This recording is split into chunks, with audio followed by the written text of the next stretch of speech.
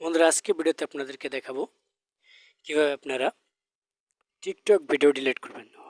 হয়তো এমন হয় যে সময় অসময় একটা ভিডিও ডিলিট করতে হয় টিকটক অ্যাপস থেকে আপলোডিং ভিডিওগুলো।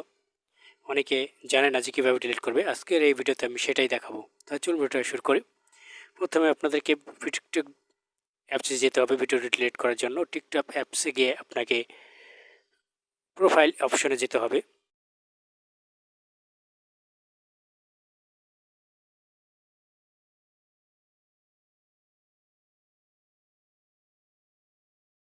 প্রোফাইল অপশনে যাওয়ার পর আপনাকে যেটা করতে হবে, আপনি যে ভিডিওটাকে ডিলিট করবেন সেই ভিডিওর উপরে টাচ করতে হবে। ধরেন আমি এই প্রথম ভিডিওটাকে ডিলিট করব।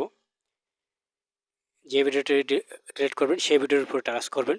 টাচ করার পর এদিকে এসে আপনি ভিডিওর নিচে থ্রি ডট মেনু দেখবেন, বা বলতে পারেন যে থ্রি ডট আইকন। এই থ্রি ডট মেনু আইকনে ক্লিক করবেন।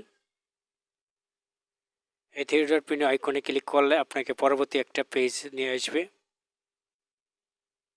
সেখানে নিচের দিকে স্ক্রল করে বামের দিকে স্ক্রল করে আপনি চলে যাবেন এবং এখানে ডিলিট নামক একটা বাটন দেখবেন।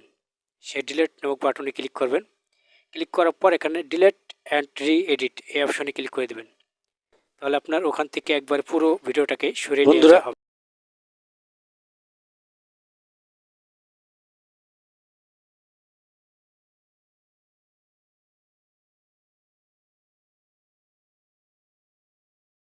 ভিডিওটা ডিলিট হয়ে গেছে।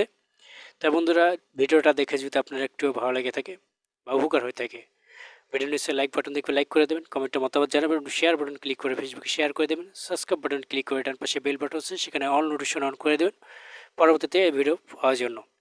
আর যদি টিকটক ফেসবুক থেকে ভিডিওটা দেখে থাকেন অবশ্যই ফলো বাটনে অন করে রাখবেন।